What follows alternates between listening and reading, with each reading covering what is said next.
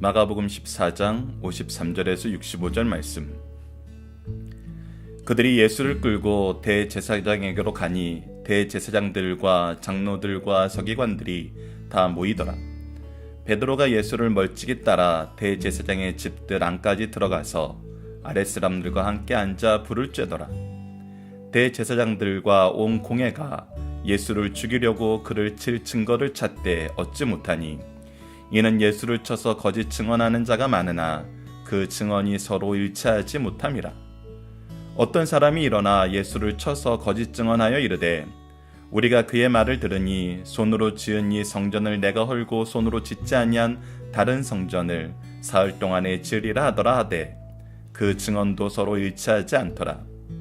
대제사장이 가운데 일어서서 예수에게 물어 이르되 너는 아무 대답도 없느냐? 이 사람들이 너를 치는 증거가 어떠하냐 하되 침묵하고 아무 대답도 아니하시거늘 대제사장이 다시 물어 이르되 내가 찬송받은 이의 아들 그리스도냐? 예수께서 이르시되 내가 그니라. 인자가 권능자의 우편에 앉은 것과 하늘 구름을 타고 오는 것을 너희가 보리라 하시니 대제사장이 자기 옷을 찢으며 이르되 우리가 어찌 더 증인을 요구하리요? 그 신성모독하는 말을 너희가 들었도다. 너희는 어떻게 생각하느냐 하니 그들이 다 예수를 사형에 해당한 자로 정죄하고 어떤 사람을 그에게 침을 뱉으며 그의 얼굴을 가리고 주먹으로 치며 이르되 선지자 노릇하라 하고 하인들은 손바닥으로 치더라. 아멘. 안녕하세요. 승리한상 가족 여러분, 그리고 강성성경연구원 여러분, 오늘은 마가복음 14장 53절에서 65절 말씀을 사내들인 공회에서 불법 재판을 받으신 예수님이란 제목으로 함께 말씀을 나누는 시간을 갖도록 하겠습니다. 우리가 이번 주에 나누는 말씀은 주로 예수님의 재판 과정에서 나타난 사람들의 불법성, 그리고 예수님의 무죄하심을 증거하는 내용들로 살펴볼 것입니다. 그리고 우리가 부활절이 끝나고 우리가 마가복음 말씀이 다 끝나고 언약의 성취로 오신 예수님 특강을 9회에 걸쳐서 하게 되는데, 여러분들이 22일 말씀, 그 월요일 말씀을 통해서 멸시와 조소를 당하신 예수님으로 오늘 이 본문 말씀도 하나님의 언약의 성취 안에서 이루어진 것을 우리가 확인하게 될 것입니다. 그 부분은 우리가 시편 22편과 비교해서 말씀을 나눌 텐데, 여러분들께서 미리 시편 22편을 또 참고로 오늘 말씀 이후에 읽어주시면 훨씬 더 많은 은혜가 될 것입니다. 오늘 말씀 안에서는 이들의 불법성을 통해서 예수님의 무죄하심이 어떻게 증거되는지를 확인하도록 하겠습니다. 자, 53절입니다. 그들이 예수를 끌고 대제사장에게로 가니 대제사장들과 장로들과 서기관들이 다 모이더라 라고 기록되어 있어요. 즉 이들이 지금 사내들의 공의의 회당에서 모인 것이 아니라 어디에서 모이냐면 대제사장의 집으로 갑니다. 먼저 가야바의 집에 가고 그 가야바의 집에서 대제사장 집으로 옮기는 것을 우리가 요한복음 말씀에서는 확인할 수 있어요. 그래서 첫 번째 무엇이 드러나냐면 지금 예수님을 잡은 시간이 언제냐면 밤이에요. 그리고 장소는, 이 재판이 이루어지는 장소는 어디냐면 대제사장의 집이에요. 자, 즉 무엇이냐면 우리가 현대적인 관점에서 봤을 때 우리가 체포되었는데 어떤 유력 인사의 집에 가가지고 거기서 임시 재판이 열린 거예요. 시간과 장소가 정해진 시간과 정해진 장소에서 이루어지는 것이 아니라 완전히 다른 곳에서 이루어지는 거예요. 이것은 무도한 자들이 취할 수 있는 행동이지 일반적인 법 앞에서 이루어지는 것은 아닙니다. 그래서 첫 번째 사내들인 공의의 재판 자체가 지금 어떻게 이루어진 거냐면 불법으로 구성된 재판이란 거예요. 이것은 재판을 무효화시킬 수 있는 그런 제도적인 해석 안에 있어요. 그래서 이들의 재판 자체가 불법이었음을 먼저 얘기해 줌으로써 예수님의 무죄하심이 첫 번째 드러나는 증거가 될 수 있습니다. 계속해서 보면은 그렇다고 뭐 시간과 장소만 불법이지 그 내용 자체에서 예수님의 범죄가 드러나느냐, 그거는 우리가 이 아랫부분에서 확인해 보도록 하겠습니다. 자, 54절을 보면은 누가 따라 들어오냐면 베드로가 예수를 멀찍이 따라 대제사장의 집들 안까지 들어가서 아랫사람들과 함께 불을 쬐더라 함으로써 예수님께서 네가 다 굴기 전에 나를 3번 부인하리라 하는 이 말씀이 성취되는 그 과정 안에 있음을 우리가 확인할 수 있습니다. 그리고 나서 이제 계속해서 예수님의 재판의 내용을 보게 됩니다. 재판의 내용에서도 그 불법이 드러나는데 그것이 첫 번째 내용이 55절입니다. 55절을 보면 대제사장들과 온 공회가 예수를 죽이려고, 목적은 뭐예요? 예수를 죽이려고 했어요. 그래서 죽이기로 이 사람에게 사형을 언도하기로 이미 정해놓은 거예요. 그리고 뭐래요? 그를 칠 증거를 찾아요. 자, 분명히 얘기합니다. 예수님께서 잡히실 때도 뭐라고 얘기했냐면 내가 성전에 있을 때 너희들이 나를 잡지 않은 것 자체가 잡지 않고 지금 잡으러 오는 것 자체가 너희의 불법을 증거함을 우리에게 분명히 보여주는 말씀을 하셨어요. 그러나 무엇을 위해서 가신다고요? 성경을 이루기 위해서 가신다고요. 그래서 이 재판을 보면은 예수님이 죽일 제목이 있어야 잡아야 되는데 죽이기로 작정하고 잡아서 뭐래요? 증거를 찾고 있어요. 증거를 뭐 하고 있는 거예요? 만들고 있는 거죠. 그래서 이 재판 내용 자체가 지금 불법으로 가고 있는 것을 보게 됩니다. 자, 그래서 56절을 봅시다. 이는 예수를 쳐서 거짓 증언하는 자가 많으나 그 증언이 서로 일치하지 못함이니라. 이 일치하지 못한다는 건 무슨 뜻이냐면 유대인의 법리상 모세가 신명기 17장에서 무엇이라고 얘기했냐면 한 사람의 증언으로는 부족하다는 거예요. 2-3사람 이상의 증인이 서로 일치를 해야 된다는 거예요. 속된 말로 이것이 팩트체크가 돼야 된다는 거예요. 그래서 2-3사람의 공동된 증언이 나와야 되는데 예수님을 죽이려고 증거를 만들다 보니까 그 증언을 하는 사람들이 급조된 사람들이고 급조된 사람들이 와서 얘기하는 것이 다 틀려버리는 거예요. 그러니까 이것을 채택할 수가 없는 거예요. 여러분들 이것이 참 불법을 행하는 사람들의 이 아이러니라고 해야 되나요? 미련함이라고 해야 되나요? 이들은 지금 시간과 장소와 이 모든 과정이 전부 불법이에요. 근데 불법 안에서도 최소한의 무엇을 찾으려고 그래요? 어떤 절차적인 합리성을 찾으려고 그래요. 근데 이것이 아이러니하고 미련함을 넘어서 더 우리가 조심해서 봐야 되는 것이 무엇이냐면 이들이 항상 하려는 것이 뭐냐면 진리, 어떤 부분적인 진리와 부분적인 악을 섞어서 진리처럼 만들어 버린다는 거예요. 즉 자기네들의 불법이 전부가 잘못됐다는 것을 인정하기 싫고 그것에 대한 어떤 합리적인 또 어느 정도 일부적인 지지를 얻기 위해서 우리가 이것은 지켰습니다라고 그것을 내세우고 싶은데 그것이 뭐였냐면 2-3사람의 일치된 증언이었던 거예요. 그리고 일치된 증언 없이는 당연히 또 다음 단계로 넘어갈 수가 없거든요. 근데 이것이 없어요. 이것을 구할 수가 없었어요. 찾을 수가 없었어요. 근데 어떤 사람이 이 얘기를 해요. 근데 이 얘기를 하는 것이 여러분들 굉장히 중요한 의미가 있습니다. 58절을 보면 우리가 그의 말을 들으니 손으로 지은 이 성전을 내가 헐고 손으로 짓지 않냐 다른 성전을 사흘 동안에 지으리라 하더라 하되라고 얘기합니다. 이것을 언제 얘기했던 거냐면 우리가 요한복음 2장 19절에서 예수님이 말씀하신 거예요. 요한복음 2장 19절의 배경은 무엇이냐면 예수님께서 안식일 날 이 6월절 규례 때 예루살렘 성전에 올라가셔서 성전을 깨끗하게 한 사건이 기록이 되어 있어요. 즉, 이 지금 마지막 일주일, 예수님의 공생의 마지막 일주일에 이 사건이 기록된 것이 아니라 예수님 사역 초기에 이 사건이 기록된 것을 볼 수 있습니다. 그때도 사람들이 얘기해서 나와서 물어봐요. 너가 무슨 권위로 이런 일을 하냐? 네가 권위가 있다는 증거를 우리에게 보여라. 그러니까 예수님이 뭐라 그러냐면 너희들이 이 성전을 헐라. 그러면 내가 3일 만에 다시 세우리라 하니까 사람들이 야, 이 성전이 지금 46년 동안 세운 건데 네가 어떻게 3일 만에 다시 세운다 그러느냐라고 했을 때 요한복음에선 그거에 대한 해석을 우리에게 주시죠. 이것은 그의 몸을 뜻함을 알지 못하더라라고 기록되어 있어요. 즉 예수님께서 죽으신 내 3일 만에 다시 살아나셔서 하나님의 놀라운 구원의 역사를 이루고 교회를 이루시는 이 교회의 머리 되시는 놀라운 역사를 우리에게 보여주는 것을 그들은 이해하지 못하고 있었어요. 그래서 그것을 이해하지 못하고 그때 이런 말도 했었어요 라고 했는데 이것마저도 그게 헐라는 얘기였는지 헐어보라는 얘기였는지 아니면 다른 성전을 얘기하는 것인지 서로 일치하지가 않더라는 거예요. 왜 이 증언을 가지고 나왔냐면 유대인들은 절대 해서는 안 되는 게 세 가지가 있어요. 그것이 무엇이냐면 하나님을 부인하는 거예요. 그리고 하나님의 말씀을 부인하는 거예요. 그리고 하나님의 성전을 부인하는 거예요.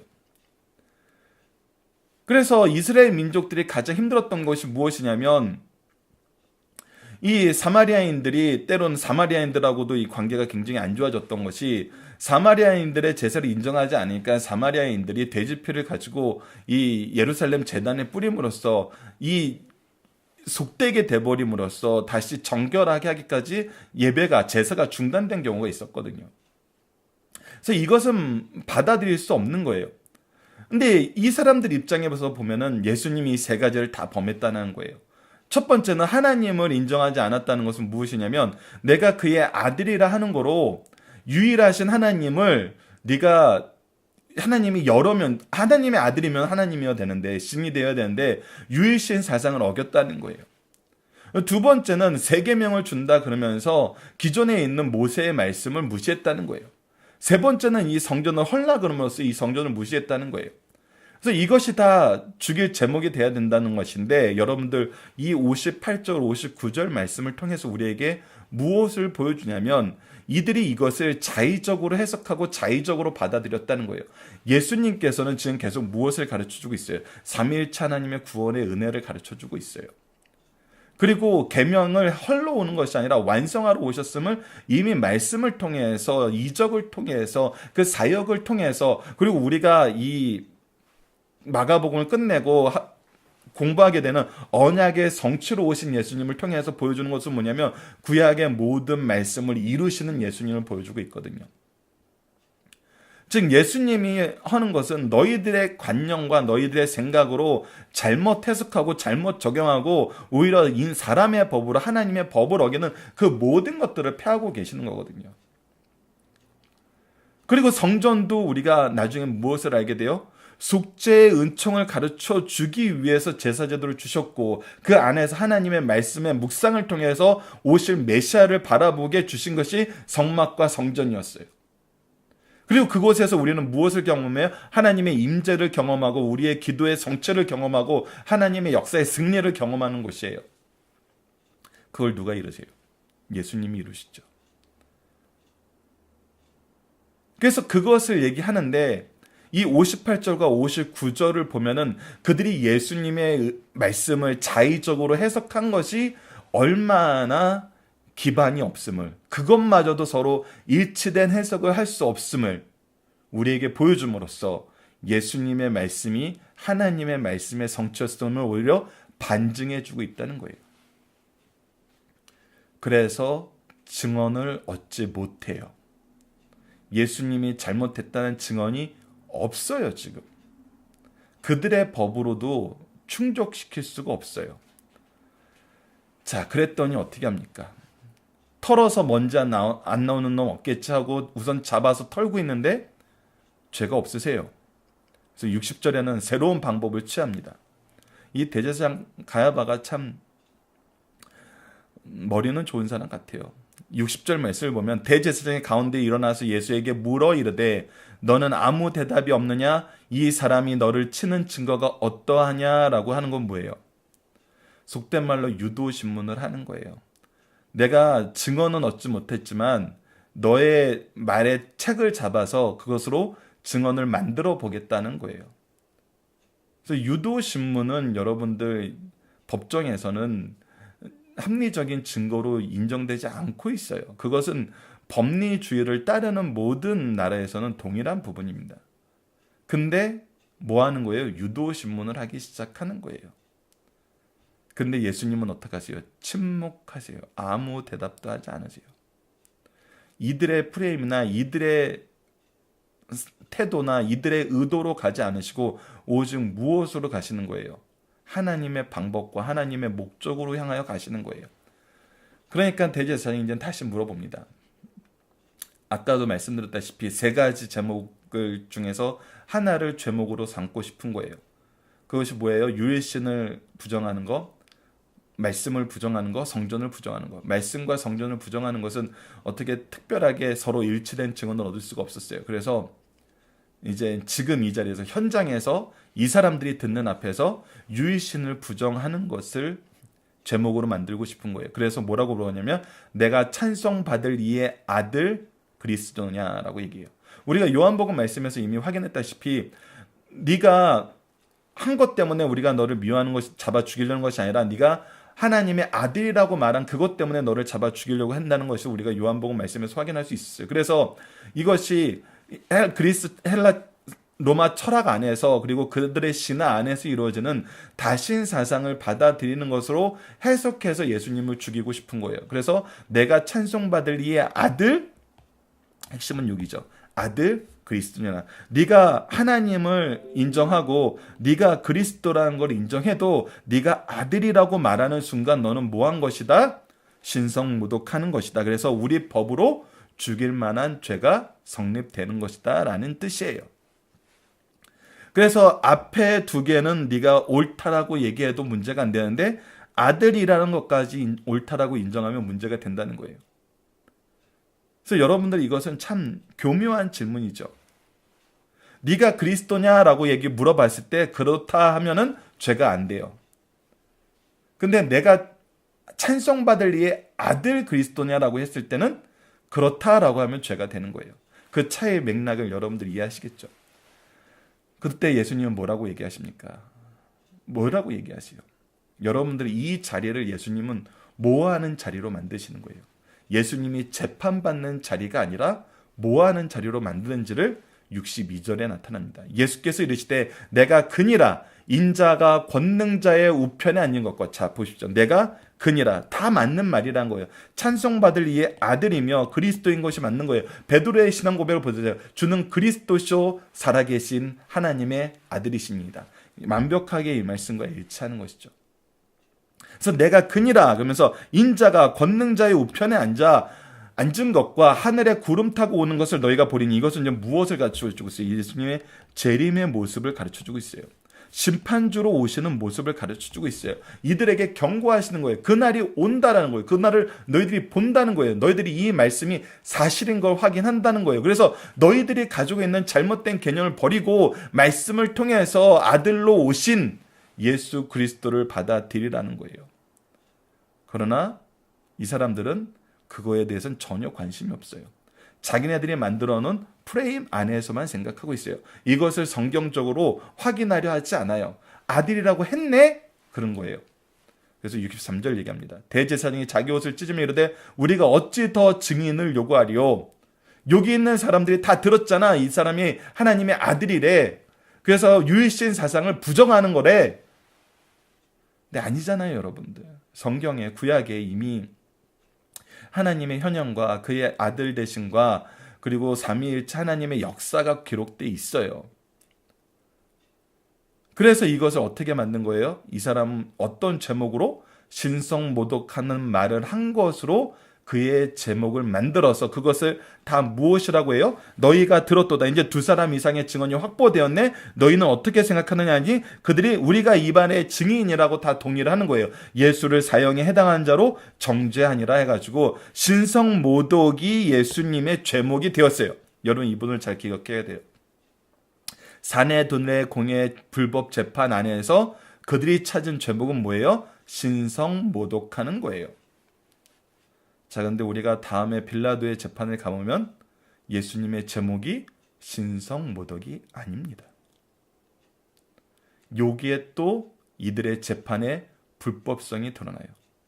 신성모독해서 죽였다라고 고발을 하는데 고발하는 제목은 신성모독이 아니에요. 즉 자기네들이 찾아낸 죄의 제목이 죽일 죄가 아님을 이들 스스로 증명하고 있어요. 물론 이들이 얘기를 해요. 우리 법으로는 이 사람을 죽일 수 없습니다. 즉 신성모독이라는 거가 로마법에서는 죄로 성립하지 안 된다는 거예요. 그래서 다른 제목을 얘기하는 거예요. 빌라도의 법정에서 사형을 언도해 두길 요구하는 거예요. 그래서 우리가 계속해서 예수님의 이 재판의 불법성, 장소도 시간도 불법돼 있었고 절차도 불법이었고 증거를 만들려고 그러고 유도신문하는 것 자체도 불법이었고 그 불법이라고 얘기하면서 만든 신성모독이란 제도 우리가 분명히 알아야 될 것은 너희들이 성경도 하나님의 능력도 알지 못하는 무지한 상태에서 내린 결론이라는 것을 알게 되고 사람의 뜻으로 하나님의 뜻을 막으려는 것임을 알게 됩니다. 그리고 나서 65절에서는 무엇이 나오냐면 어떤 사람은 그에게 침을 뱉으며 그의 얼굴을 가리고 주먹으로 치며 이르되 선지자 노릇하라 하고 하인들은 손바닥으로 치더라 라는 이 말씀을 통해서 오히려 이들은 자기네들이 가지고 있는 율법 안에서 신성모독하는 죄로 제목을 만들었고 제목을 찾았다라고 여기고 있지만 오히려 65절 말씀을 통해서 이들이 하나님께서 미리 경고한 그리스도의 고난의 가해자가 되는 것을 우리가 보여주게 돼요. 그래서 65절 말씀도 결국 무엇이었냐면 예언의 성취였음을 우리가 시편 22편 말씀을 통해서 확인하게 됩니다. 자, 본문 묵상하기입니다. 예수님을 붙잡는 자들은 예수님을 어디로 끌고 가나요? 자, 요한복음 18장 13절과 24절 봅시다. 먼나 안나스에게로 끌러가니 안나스는 그의 대제사장이 가야바의 장인이라. 그래서 안나스가 예수를 결박한 그대로 대제사장 가야바에게 보내니라고 하면서 장소가 그리고 시간이 원래 법에서 허락한 그 시간과 장소가 아니라는 것을 분명하게 증언해주고 있습니다. 두 번째, 대제사장은 예수님을 잡아 무엇하고 있나요? 죄가 있어서 잡아온 것이 아니라 잡아와서 죄를 만들고 있어요. 그를 칠 증거를 찾고 있어요. 그러나 그것이 없어요. 그래서 이것도 이들의 재판의 불법성을 얘기해주고 있으면서 동시에 예수님이 잡힐 만한 증거가 없었다. 즉 무죄했다는 것을 얘기하고 있어요. 자, 세 번째, 예수님이 침묵한 질문과 대답한 질문은 무엇입니까? 침묵한 질문은 이들이 만들려는 어떤 죄의 프레임에도 들어가지 않아요. 근데 조금 전에도 제가 이 부분에 대해서 정확하게 설명을 안 해드린 것 같은데 예수님은 이 자리를 무엇하는 기회로 삼으셨어요? 예수 그리스도의 메시아 되심을, 예수 그리스도의 재림을, 앞으로 일어날 마지막 날의 모습을 증언하는 기회로 삼았어요. 즉 우리의 사람들의 불법적인 행동을 우리는 무엇하는 기회로 삼은 거예요? 복음을 전하는 기회로 삼은 것을 예수님이 먼저 우리에게 보여주고 있어요. 그래서 우리가 세상을 살면서 이렇게 억울한 일을 당할 때 이 억울한 일을 당하는 기회를 무엇으로 만들어야 돼요? 복음의 기회로 만들어야 된다고요. 그것은 예수님이 일주일 동안 이 고난 주간에 계속 보여준 것입니다. 사람들이 예수님을 칠 증거를 잡으려고 책 잡으려고 줬던 질문을 통해서 오히려 예수님은 무엇을 선언하세요? 하나님의 복음의 놀라운 능력을 선언하세요. 그래서 성경과 하나님의 능력을 가르쳐주는 기회로 삼으시는 거예요.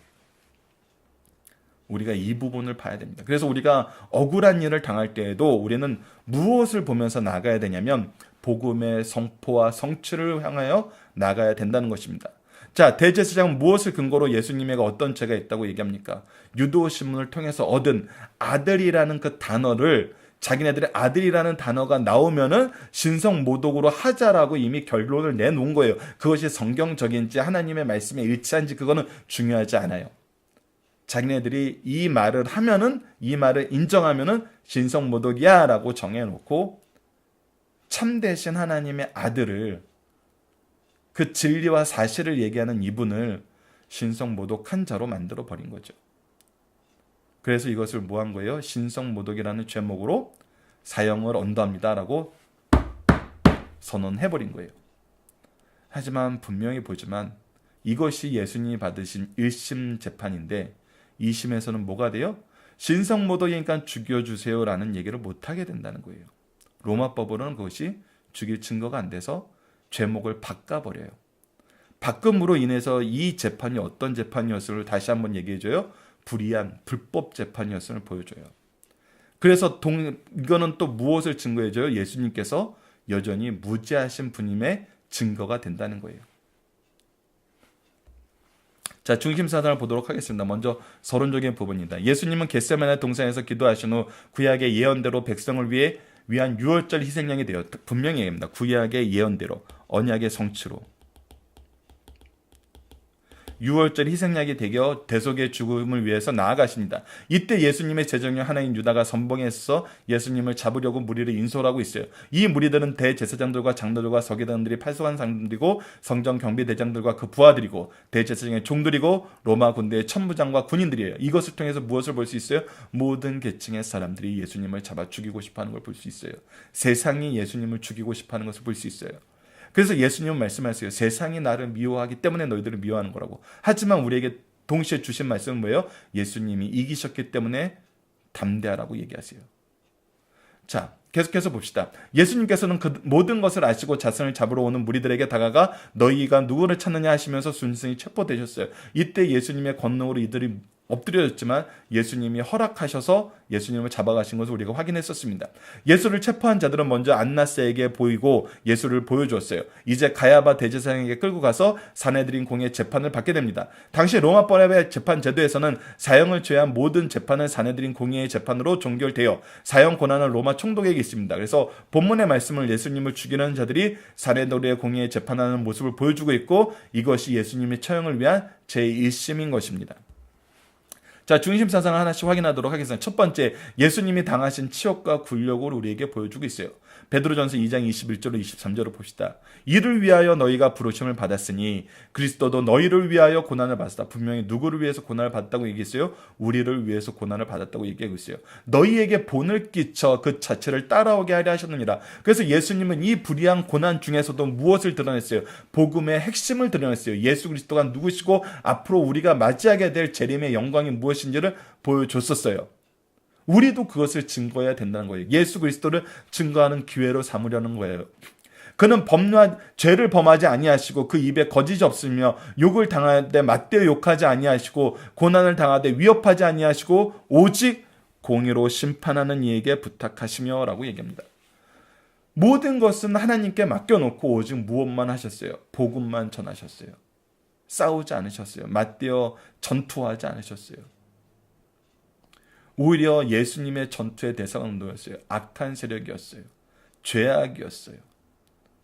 우리가 하는 전투는 바로 그거란 겁니다. 근데 이 전투에는 우리가 맞대어 싸우는 방식으로 하는 것이 아니라 오직 무엇을 전해요? 예수 그리스도를 전하는 거란 거예요. 예수 그리스도의 복음으로 나아가는 거란 거예요. 끝까지 사랑하시고 끝까지 이 멸시와 조소를 감내하신 예수님의 길을 따르는 거라는 것입니다. 두 번째, 예수님은 묵묵히 메시아의 길을 가셨어요. 예, 다른 모습으로 살지 않으셨어요. 사회 변혁가라든지 어떤 인권을 성장하는 분이라든지 그런 모습으로 살지 않으셨어요. 혁명가의 모습으로 살지 않았어요. 세상이 주는 이름으로 살지 않으셨어요. 세상이 주고 싶어하는 그런 모습으로 살고 싶지 않았어요. 오직 누구의 명령에 의해서 누가 주신 사명을 감당했어요. 하나님의 명령에 의해서 하나님이 주신 사명을 감당했어요. 그것이 메시아로서의 삶은 삶이었어요. 그런데 우리가 왜 이런 예수님을 다른 모습으로 자꾸 해석하고 싶어 하냐는 거예요. 왜 다른 모습을 해석해서 지금 현재의 삶에서의 우리의 유익을 누리고 싶어 하냐는 거예요. 예수님은 묵묵히 메시아의 길을 가셨어요. 우리도 묵묵히 예수 그리스도의 메시아이심을, 우리의 그리스도이심을, 우리의 주인 되심을, 우리의 구원자 되심을 전하는 길을 가야 된다는 거예요. 다른 이름으로 예수님을 포장하려고 그러지 마세요. 오직 하나님이 보내신 그리스도이심을 우리는 인정하고 선포해야 된다는 것입니다. 이것을 예수님이 마지막 재판 때에 보여주고 계시잖아요. 다른 이름으로 불리우는 거 원치 않으셨어요. 하지만 주는 그리스도시요 살아계신 하나님의 아들이신 나이라는 이 말씀을 이루는 데에는 주저함이 없으셨습니다. 사람의 편견이 얼마나 무서운 것을 보여주고 있습니다. 이들은 지금 자신들이 하는 얘기를 몰라요. 하나님의 말씀을 그들이 인용하고 있고 하나님이 주신 어떤 이 질서를 안에서 그들이 행한다 하는데 이미 그들은 편견에 사로잡혔고 예수님을 죽이기로 작정을 했어요. 그래서 예수님의 말씀 가운데 예수님이 메시아 되심이 드러나고 그의 삶의 역사 안에서 그것이 드러나고 예수님의 십자가의 고난과 죽으심 안에서 하나님의 말씀의 성취가 드러나는데도 이들은 그것을 몰라요. 그리고 오히려 하나님이 성경을 통해서 미리 예고하신 그리고 경고하신 잘못된 죄악의 모습을 자신들이 실천하고 있어요. 이것이 편견의 무서움이란 것입니다. 우리가 하나님의 말씀 안에서는 철저하게 무릎 꿇어야 됩니다. 우리의 모든 것을 말씀을 통해서 다시 확인해 봐야 된다는 것입니다. 자, 본문 다짐입니다. 예수님의 재판이 불법임을 확인할 수 있는 내용은 무엇입니까? 우리가 계속 봤습니다. 시간과 장소가 불법이었어요. 절차가 불법이었어요. 죄가 있어서 잡아온 것이 아니라 잡아다 놓고 죄를 찾고 있어요. 그리고 죄를 찾을 수 없으니까 어떻게 해요? 죄를 만들고 있어요. 이것은 여러분들 정말 악한 정권도 하기 힘든 일이었어요. 그런데 마지막 보루라는 이 주의 종들이 말씀으로 심판해야 되는 이 자리가, 말씀을 기준으로 봐야 되는 이 자리가 온갖 불법으로 가득 차 있는 거예요. 인간의 생각과 욕구로 가득 차 있는 거예요. 두 번째, 가야바는 내가 그리스도냐라고 묻는 질문에 예수님이 침묵하지 않은 이유는 이것이 바로 복음을 선포할 수 있는 기회이기 때문에, 복음을 선포하는 기회는 예수님이 놓치지 않으셨어요. 예수 그리스도의 메시아 되심을 나타내고 하나님의 구속의 역사와 마지막 날의 모습을 전해주는 데에는 예수님이 침묵하지 않으셨어요. 즉 예수님은 어떤 길을 가신 거예요? 메시아의 길을 가신 거예요. 자, 적용합니다. 세상이 우리에게 불의한 일을 행할 때 우리는 무엇을 바라보며 나가야 되나요? 예수님이 무엇을 하셨어요? 복음을 선포하는 일에는 주저함이 없고 쉼이 없었어요. 그것처럼 우리도 세상의 불의한 일 가운데에서도 이 불의한 일과 맞서 싸우려 하지 않고, 우리가 베드로전서 말씀에 나왔던 것처럼 맞서 싸우려 하지 않고 그때 무엇을 전할 기회를 삼아야 돼요? 복음을 전할 기회를 삼아야 된다는 겁니다.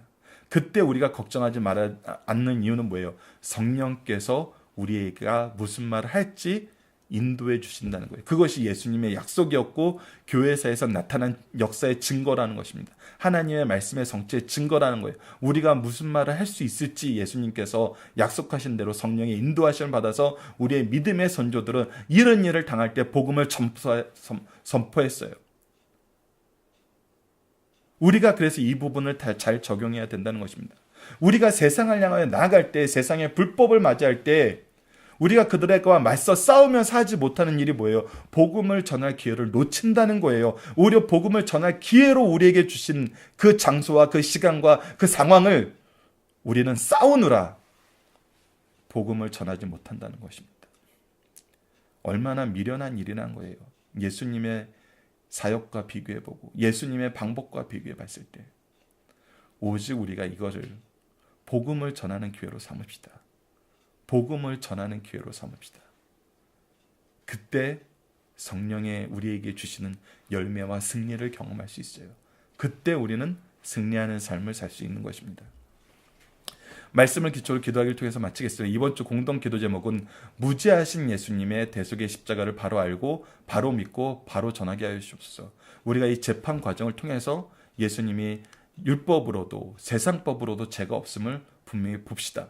근데 왜 죽게 되었는지도 봅시다.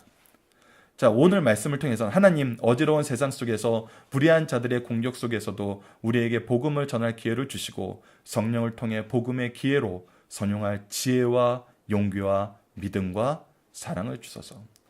우리가 이것을 선용할 말씀의 지혜가 있어야 돼요. 말씀을 전할 수 있는 용기가 있어야 돼요. 그리고 우리가 확실한 믿음이 있어야 돼요. 그리고 우리가 이것을 전할 때 무엇으로 전해야 돼요? 사랑으로 전해야 된다는 것입니다. 이것이 예수님이 가르쳐준 방법입니다. 함께 기도하는 시간 되었으면 합니다. 감사합니다.